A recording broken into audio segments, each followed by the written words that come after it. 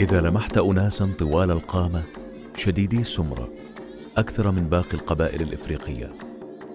ثم رأيتهم يتنقلون بخفة بين المستنقعات، وتعرفت إليهم وهم يرتحلون بأبقارهم في فصل الخريف موسم الأمطار على امتداد الأراضي الغنية بالسافانا وعلى جوانب نهر النيل وروافده حتى يستقروا في مراحاتهم ومراعيهم، فهذا يعني أنك تعرفت على قبيلة الدنكا.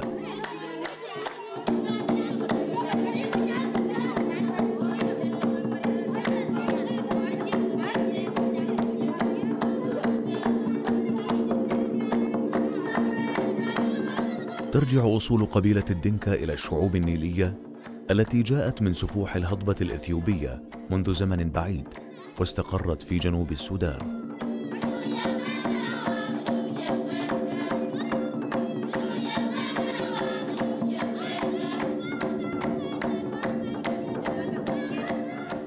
دينكا إحدى القبائل النيلية الأساسية. تنقسم القبائل النيلية لمجموعتين: النيليين الوديان، بالإنجليزي يقول لك lower Nilotics، كالنيليين الحاميين، هؤلاء بيسموهم upper Nilotics. والدينكا بينتموا للمجموعة الأولى اللي هي مجموعة النيليين الوديان. الدينكا بينتشروا على النهر النيل وفروعها، وبيسموا هذا النهر بيسموه كير. كير بلغة الدنكا معناها النيل.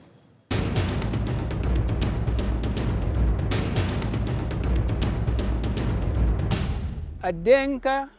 دي القبيلة الوحيد الموجود في دولة واحد،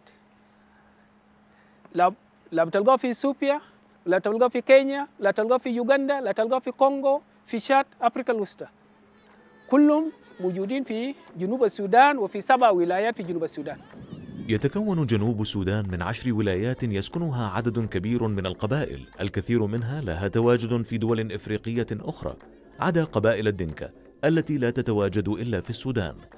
تشكل قبائل الدنكا في مجموعها ما يقارب نصف سكان الجنوب، يمثلون أغلبية السكان في 7 ولايات هي جونغلي، أعالي النيل، الوحدة، وراب، البحيرات، شمال بحر الغزال وغرب بحر الغزال. أما تواجدهم في الولايات الثلاث المتبقية فيعود إلى هجراتهم أثناء الحرب الأهلية، ولا يمثلون سوى نسبة ضئيلة من تعداد تلك الولايات الثلاث. في معظم هذه الولايات بشكل الغالبية العظمى. تقديرات بتتحدث عن ما بين 40 ل 50%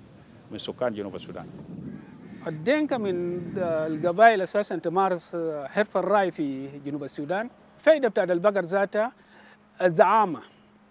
لأنه بيزيد من قيمة الإنسان، لأنه بالنسبة لهم اللي عندها بقرة بكون عندها الوزن في المجتمع، هو بيستخدم كمال ذاتها للزواج، دي واحد. دي بيستخدم ذاتها في حالات بتاعت الدية. هاد من القبائل بتاعت الدنكا ذاتها مشى قتل في مجموعة تاني أساساً بدفعوا الدية تقريباً 31 بقر. دي جزء من الأشياء أساساً خلى الدنكا يتمسك بالأبقار.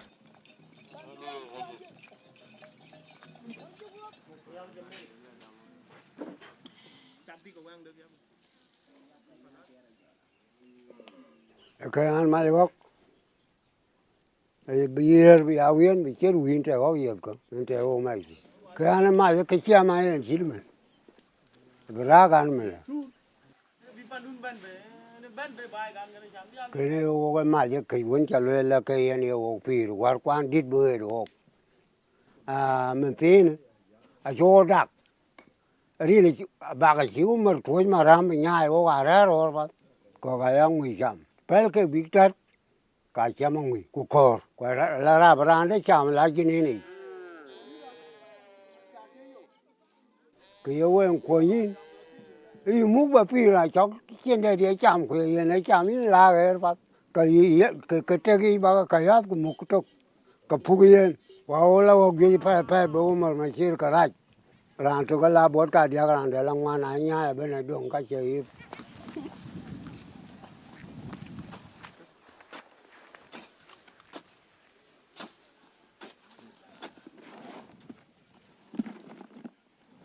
liet fadena wen pinya cha we kalap kamad ka werwen liet kujala werwen ake ga ja ake ga mat bi a hot gwir ko aror ke ga but ku ja yiu ko ki abrer fa da mayul na fa ka dia ka ben yu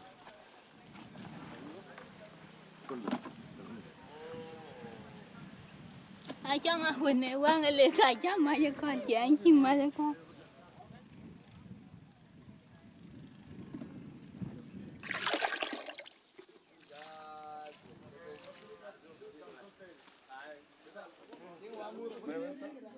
cái dia yeu ku jala no ne na jange ta chiro ro but ku ja mung nom kala ka ja ka jo an ja no nger ku ja yek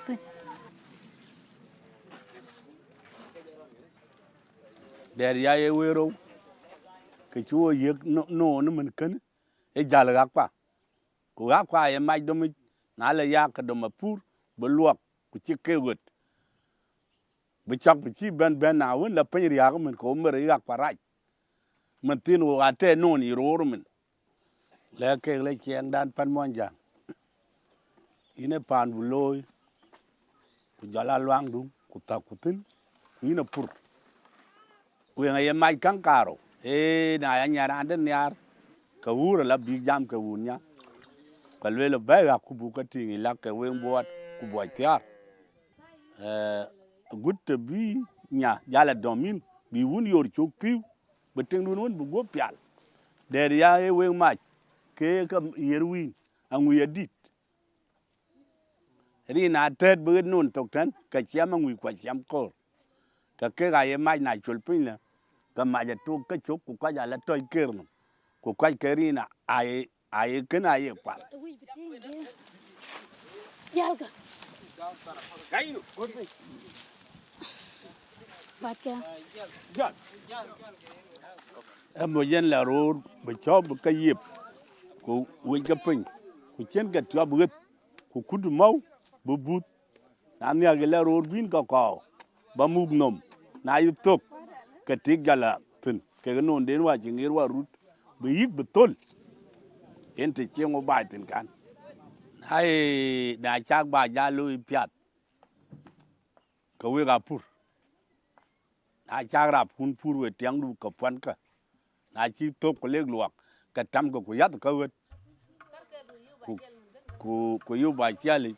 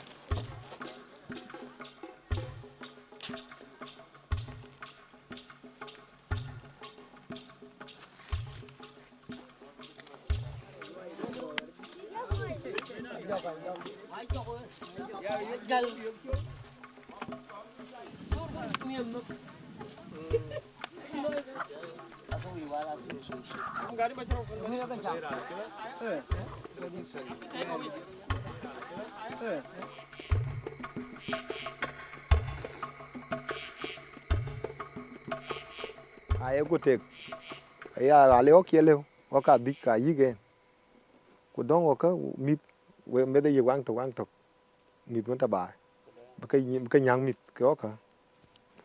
ku chi we ga ka dong na la ta kun tin ka in jam la nga wen ja ka ba chen mà cái da mát ke chăm quên mà cái chăm ke chăm thì cái cara un cho un ba thì cái cara ka be biu cái tek mit ku mo yin mo ena loy ba kan kin ne te det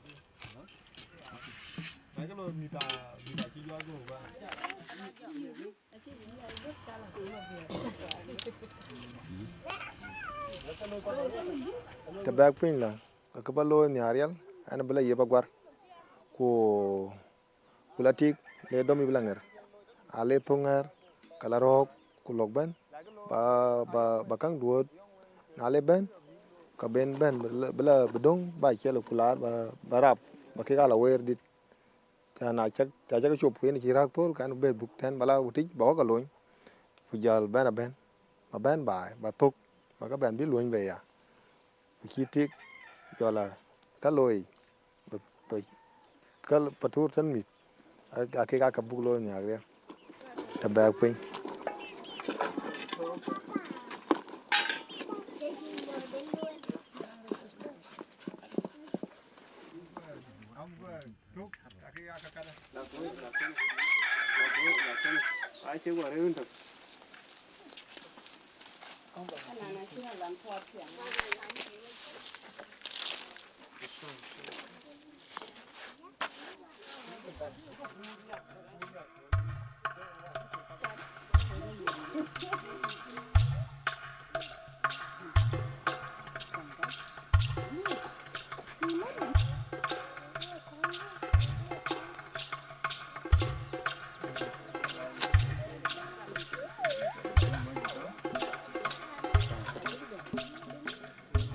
Where the one young yare a year tick when you coin met Mantin core pagan ayen kia wen quany Arian Avara really pragla pe cái múc cái ga cái buộc chân tu cái ga cái ô câu em nhà ai lời cái đun po cái lôi gì bên bên giờ quên cái quý lâu em cái tiền luôn yok quý ran cái tiền yok nó can có ý cái pir patama những cái nó ra cái pir đun phát pir kiến cái đợt bên Arian mệt chi chọc bên nọc thế này ở cái đi này Iran đi đi ran cho coi ai cho cái gặp cái quý chỉ bên phát cái quân nên cái ô cái mày cái ô mi rết cái ô cái gai đấy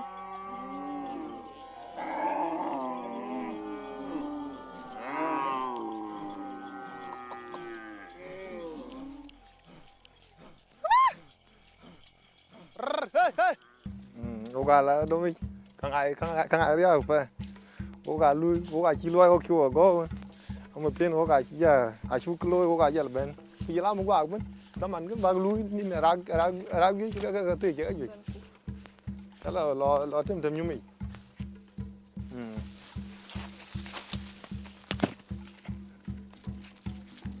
nào bên cái đồng cạp bag lúc đuổi ai bag cái lui à không cần việc tục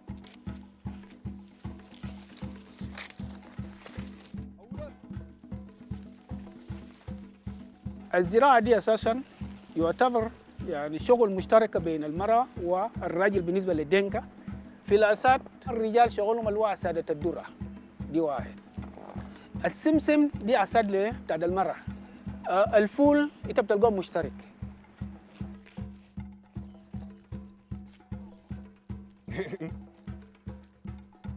نبي أقول يا أبا نبي أنا أقول يا أبا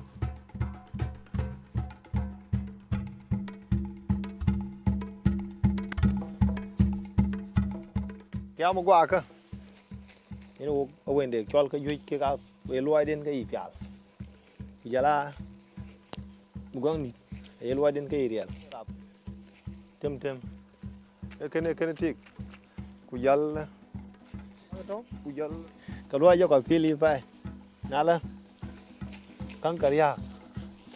cùi dal thuộc kia kìa, à chứ đây, cùi phán cái gì, cao về cái này chế cái đấy. Cái đó bà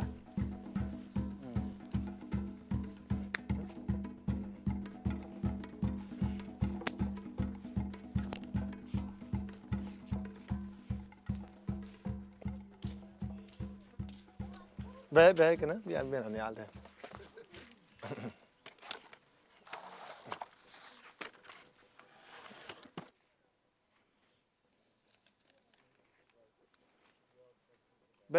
bé view dia lại nuốt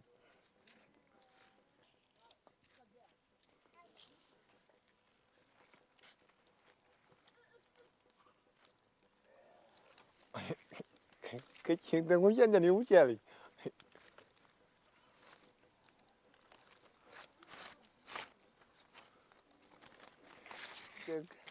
cái chiếc lui cái này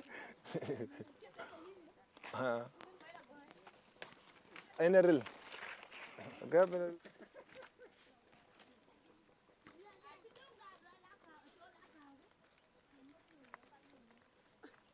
Ta chin tiek bata ba.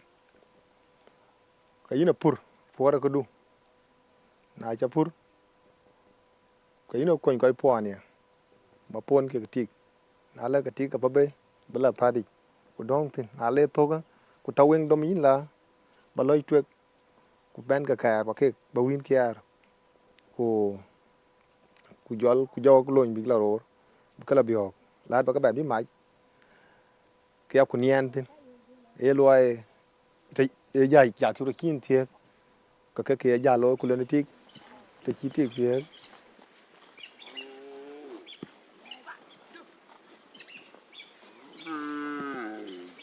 chi wen la nyod wal ke ga che pal ke na chi rap chi dit ka cho đuôi ka cho đầm nôm kurer rap to ba ke tia đuôi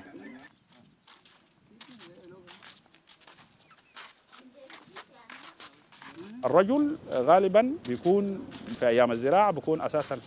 في المزرعه يكون شغال. المراه عليها انها تجهز الوجبات لكل المجموعه، دي شغلها تجهز الاكل في البيت.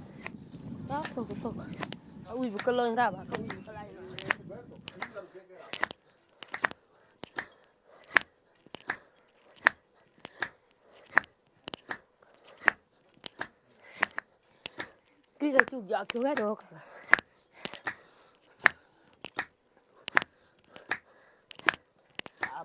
Kerja dong kali. Sama dia kalah. Kerja juga. Ini. Oke.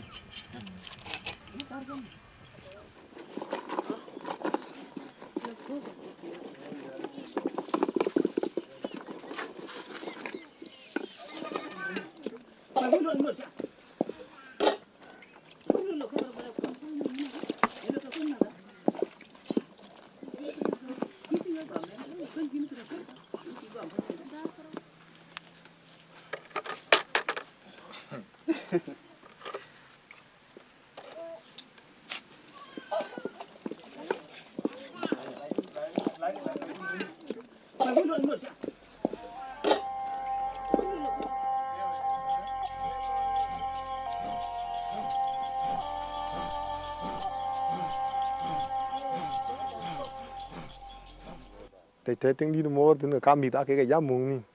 te chi we ga ko dit bala tik kuin ti tie ka mi ta ke mung ni man ko e lot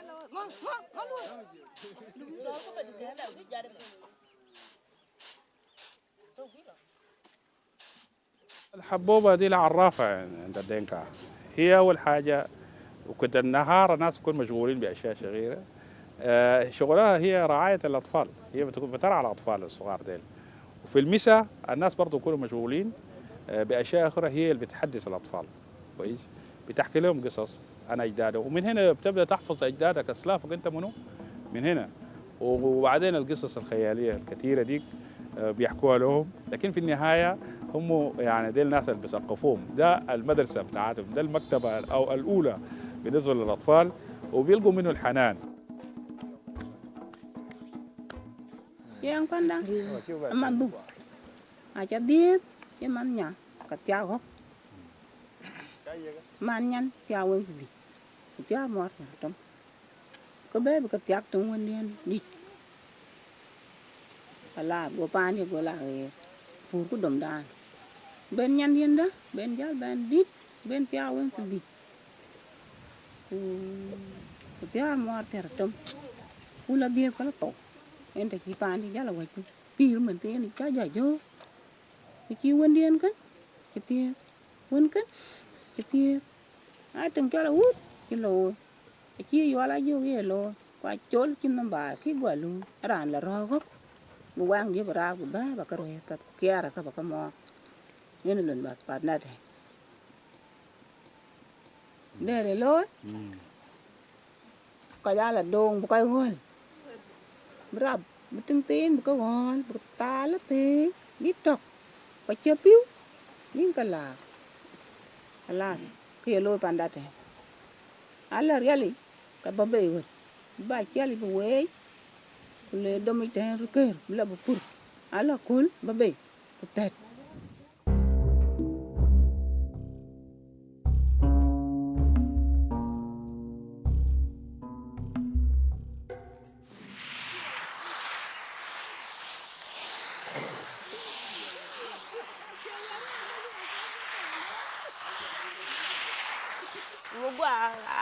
ja kor kwa kor won tu ko ku ga kot to ga lo ni kal ti wa ki pur pap wa ga liu wa bi ati ya kor ko lu det lo ku bi ya mo cham det le ai we ko u ko ja ala bi abi wai e wol kai ko bu wai jal kor bu dim bi koy pur domi yenti che talwel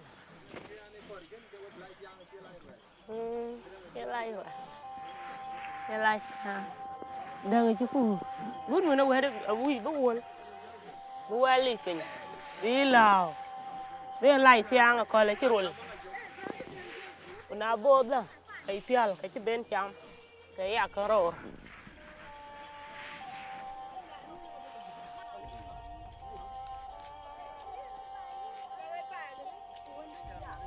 waren tian ja tie kawamat ko in cha ja ban nyawut ku chian an ja te bai panda uting wa ma di de ta tin bai kan mi chian ja ben ke ting wa ma di tin ma ja ben ko we ben tian ge be dong bai la na ben wa ma tu ben ben bu tie kan ja ben ko we ku dong ting gan bai ting wa ma ko bu wen kya ku ma ja re bai di har ja wer be bai ten ko re tin pat en ke ni in chiang dan panan mon yang kan ke te an lo wa ma ka angwan adiak ko an wan wona tawti ko jala woni tie wa ma di tie wonda di tie wana won kala na ko diak te tuen te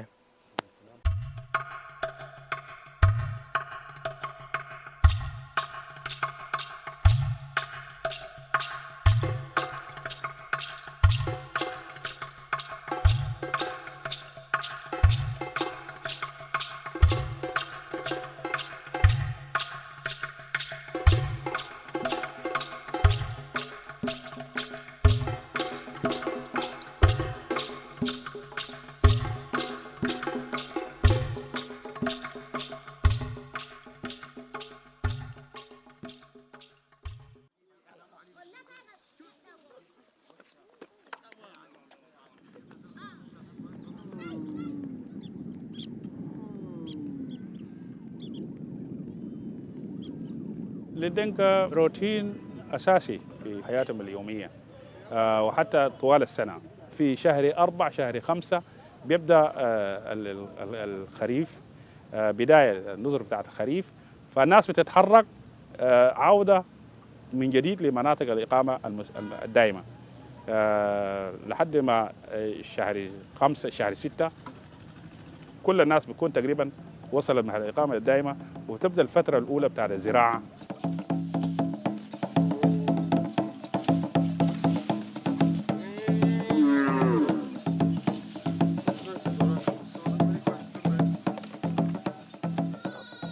ke udia jama di ben wun rien ti ku wun ba ku chu deng thok kamadi ma ga chat ala ben ya ka ya puj be ba parak bela to ku yira non ji tiek dong bai belok pur ku dong ke ga ben ma ka log mai bin ka lu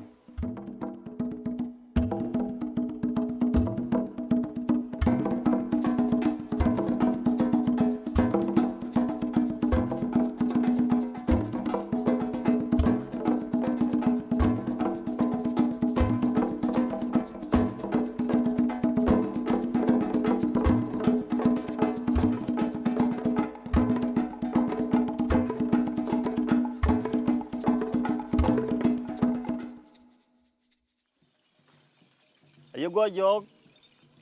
takorin le bi ni wetok bi yad wen chok bal pir wen ay pandun ge wenin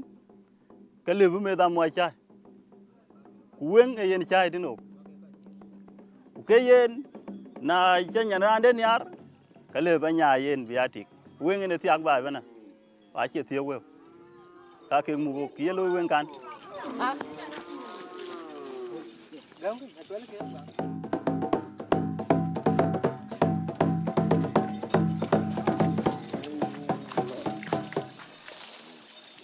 mora yo gudi ku jal mit ben dak bi tar bi kay bi ka bebe kala ku jo ko lat mi tam che yang bi tam ke biok pap te ka yen cheng dan pan mon ja along ok ye amatin wo dai wari ko ya kwet ko mai út chali ni tiar ku bi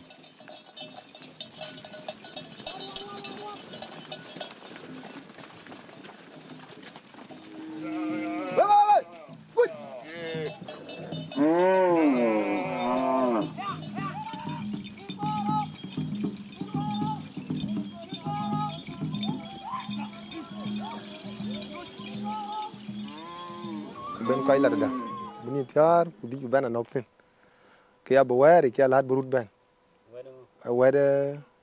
wede na tem ka to kayit bi ka chira bi ke jam tin beliu yen ke ka wari bi ka lat tan ku lat ka tan bi ki yit yen ale tok bi pin bi bra bi wi ka bi do mi chan bi wel ben aloy bra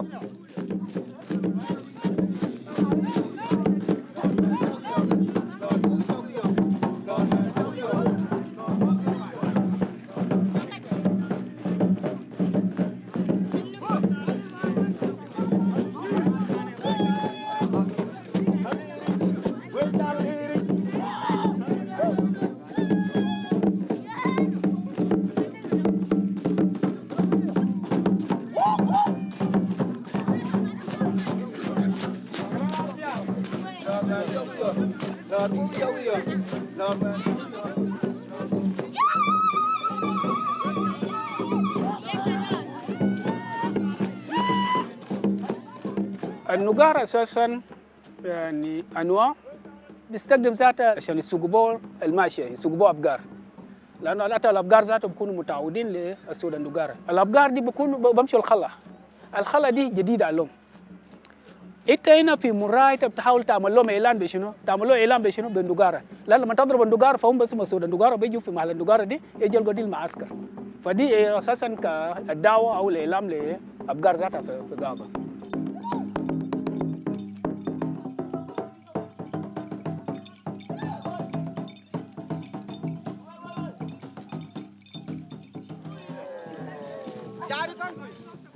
ta je ku jok pen wan lat pen bet ku jol tok na pen tuk ko ga kwa tu na i den twen ko ga jok ta tawali wok bi wo mu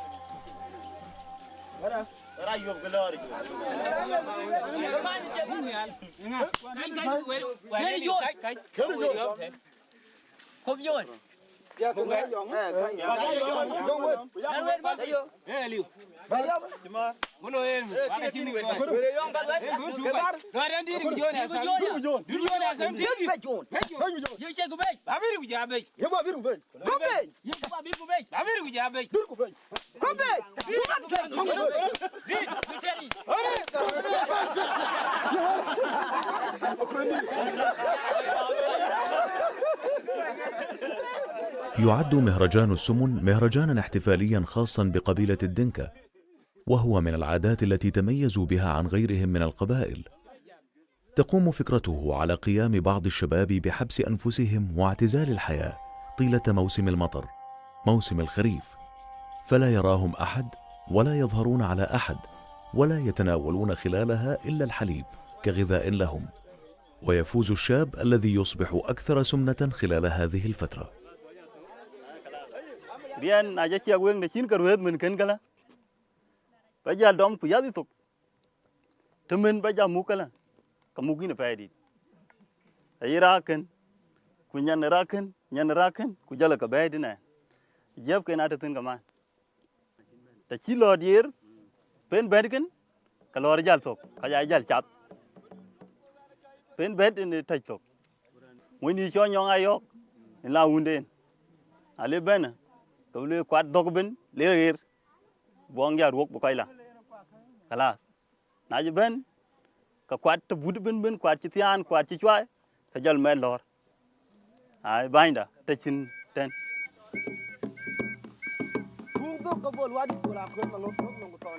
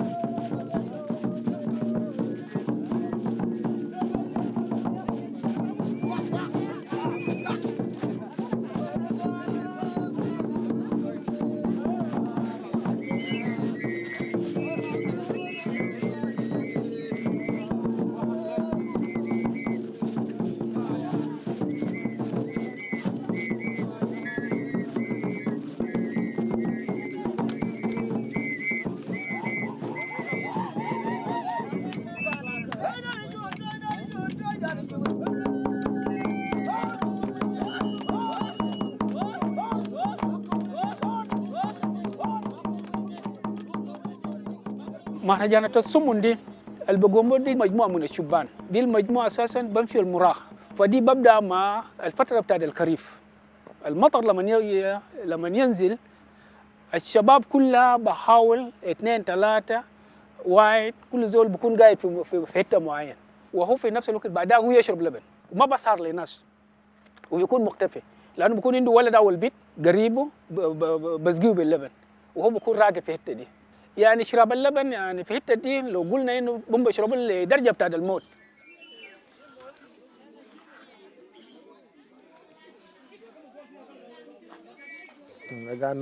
ganun luai wak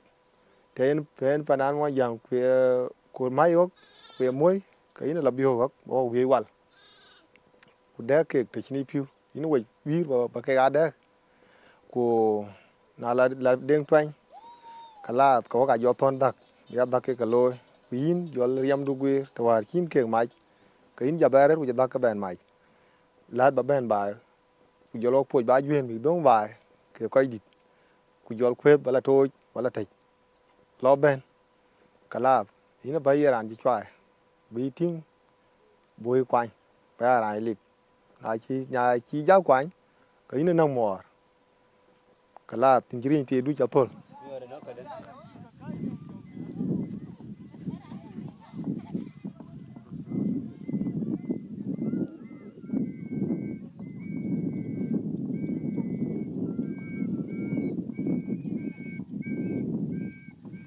yenten alaydi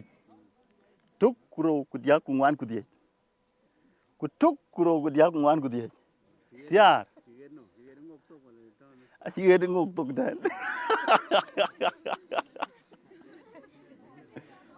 kuyen kindan gating dan atan nom twengi dan kwaji nom ichen dan kuna ya gor kun longa ke ga palten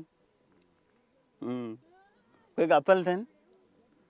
kuna ya gor kwan ka kaye chok pin ten awo kwech ku pan long chiang athagi wo ten ele long ke ne lue la ke dang ken yin long bi ton ele chiang de yin rek ya ga chola tu mi na ka ngwala kuna ye we ga tu we ga yu ke lue banaten. مؤخرا منعت الحكومة التشليخ، حيث إن هذه العلامات تدل دلالة واضحة على الانتماء القبلي للشخص، مما ساعد في انتشار التفرقة والتمييز في التعامل بين أبناء القبائل في الجنوب. ملايا كنت تجي تشين شوذ بي جوانا ليوثر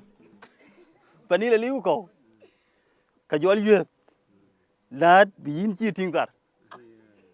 وانوا ما جوغ كلغول ما جونغ ريغوب ري ما دون ما كور وادير ما شاتيم دين ما شاردين اديرين بريال نياك اوين مريال دين كاوين شول وندير ادواي ما كور ادوانا مريال ما يجوتغي كاي يوغ لاغو بكندين ni kimya li dagi nguriye mariala wer gol weda die wadi da di mariala diri de majungdir pinya jeme kaya banna megwi awle ye biar uni banya Uleni biarun bay bay ayo kurno matan uni dong aliap gan join makur Gorol ye na wen vilun wendane una gol ma yoga gol nyonga meran je fun weri chilwel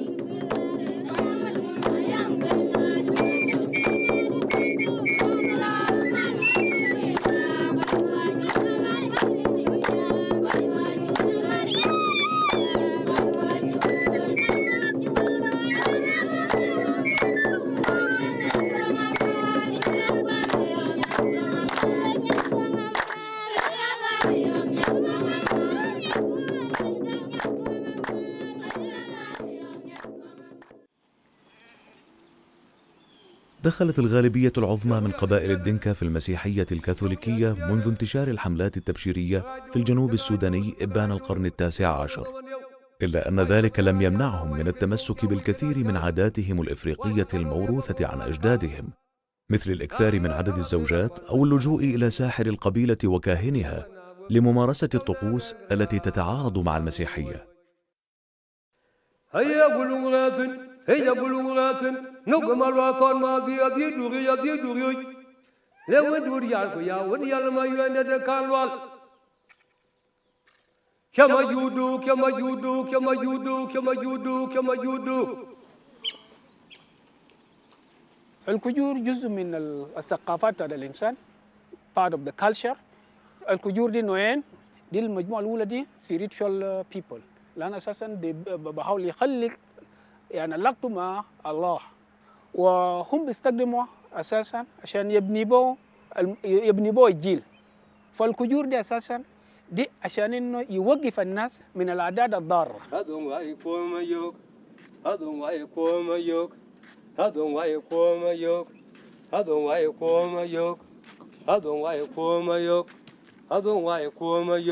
كيولوي ناليغلوي هلاينو تفشي بينو ما كنيوت بلغا نيني كان لا ناكي بينو أغيبات كان لوي كوتالا يغنم أنا وي مور ميور كارو كوي وي توك كان وان يوكو تون كارو كوتالا داو كارو درو كاكايا نوكين كاكايا نوك بمن كواي شيب مايتين كوتشور كيكتين تانغ تانغ تيغا كول ما شاغا جونغ كنوك تانغ دي دو نا غوك اجونغ نا غن كريا كو شانغوي هيشول بغيل كدي دغونغ شول بغيل لا ايوان تو غالياب لياب شمن لي هادون واي كوما يوغا دون واي كوما يوك دون واي كوما يوغا دون واي كوما يوك يوان تو لياب شمن لي هايوان تو بير شمن دين هايوان تو بير شمن دين هايوان تو لياب شمن لي يوان تو بير شمن دين كفال هني اويجو هلا با ولم ايام ودي تا ايات بات كن ودي تا كن لو غادي تا غن هنا ودي بي وادي بكا ايام دا تا وابي وادي بي وادي بابي وي غو وادي دو بابي كا يونغ دي ابيت نا شوغا يين كلامين cái mà nó phô mấy làm như làm một nạc in ai chạy nắc quay trai như nó quay mà pì hiện trai tình kêu hiện cả ai quay quay mình chơi đầm quay cỏ đấy nó bên nó phun nhạc cả bên nó gan được quá quay chơi qua phun vào thì phun giờ càng thủ để chiến thủ cả bên nó đầm nó pì của cháu ya giọt pì cả ngồi cái gì كما يودو الكجور اللي قبل بقول له كجور الروحي لأن الزول ده أساساً بحاول إنه يخلق علاقته مع الله. وكان في حاجة زي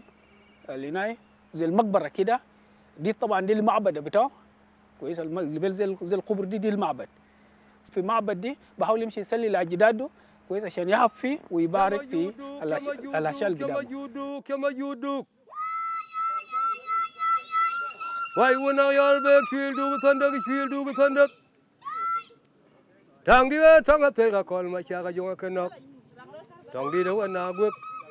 thấy dương mông có thấy dương mông có thấy dương mông có ở giống nó cái kia của cha ngồi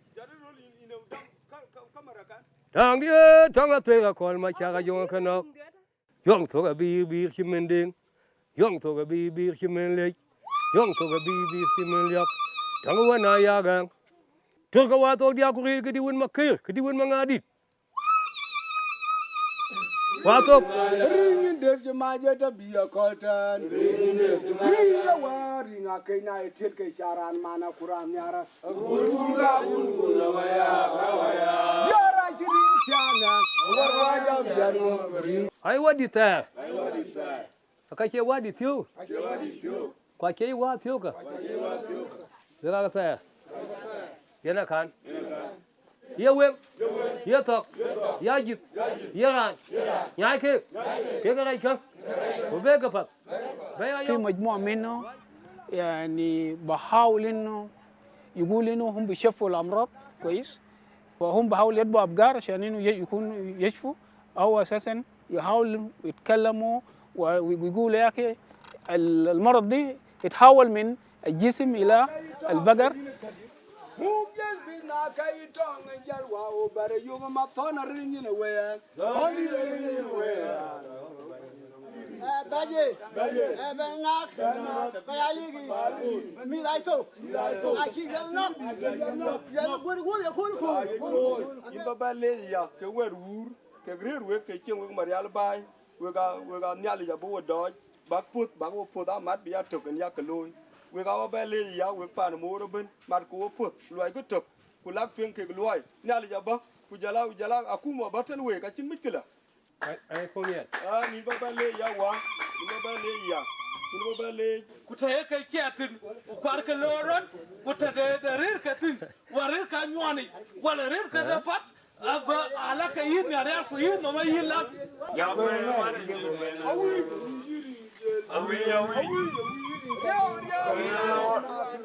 Tani ya rana kidi ala ki chol ki che bany atatin cái gà mẹ bánh atatin ki bany luo we bany o coin del yak ba ben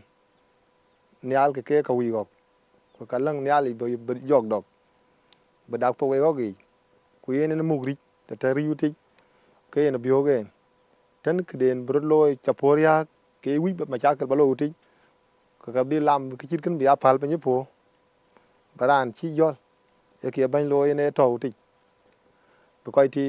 ba liap chi loy ku yene ye nyi fiak te chien we pot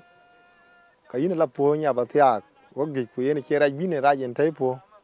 e ke bany du no uti tona yok ku akil ku ran un ma kwa chimarro un ma kwa chimarro un ma kwa chimarro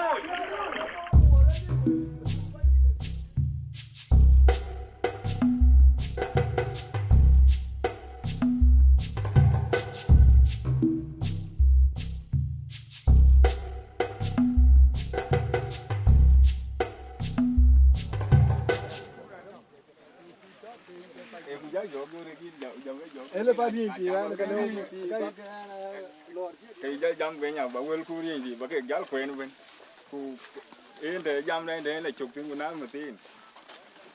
jam cái kena lol qua lol det qua reng ku bem nyuat ku kwat kin yen ya bolong tem pandan monjang ja kenen matar ake kay rin ti ake kay kamuk ku ja ko chud dal to ben ko nya to la chole ko ka ben tingran tok biga be ben aga den wa ya red be ka ja ben aga ran to ngawen kwa cha wi wadia ende dane ku lo enten ku chicken ku ta tong ku chik ja ken be na chi ko ben ken kala ke ken le ko rut be le go en ke ko ni ne ken ke mu na cha lu wo ke mu ken ku mu tong gala in tin no ma wo chalo tan nya ra da kan ta ben ben da ni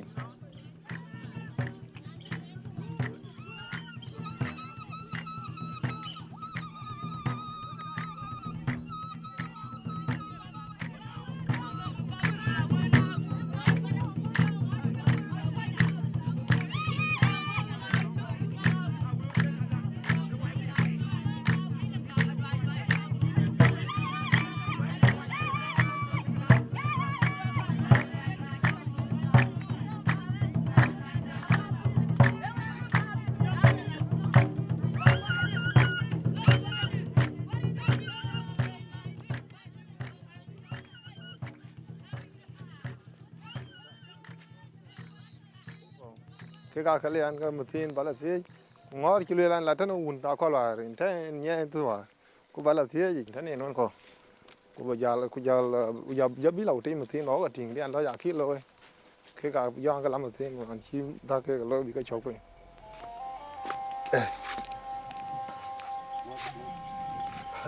đi vào vậy đúng rồi nó cái này kia là quân đội cũng tiếng như cái là cái này cái ngõ rem cái gì mà aku đun kiên mà nó khi cái là như vậy mà cái lối đó cái giá đồng đến cái mình nó một cái nên được ok còn qua bữa nào chim mà cái đó là cả tin mà lịch cái ngõ lịch cái làm đó mà để ăn cái làm mà lên cũng được mà thế nên lên nhà cái mà luôn mà ý là cả những cái này là và lấy cái người là quan gia đầu tiên mà lấy thì là muốn cái lương là kia mà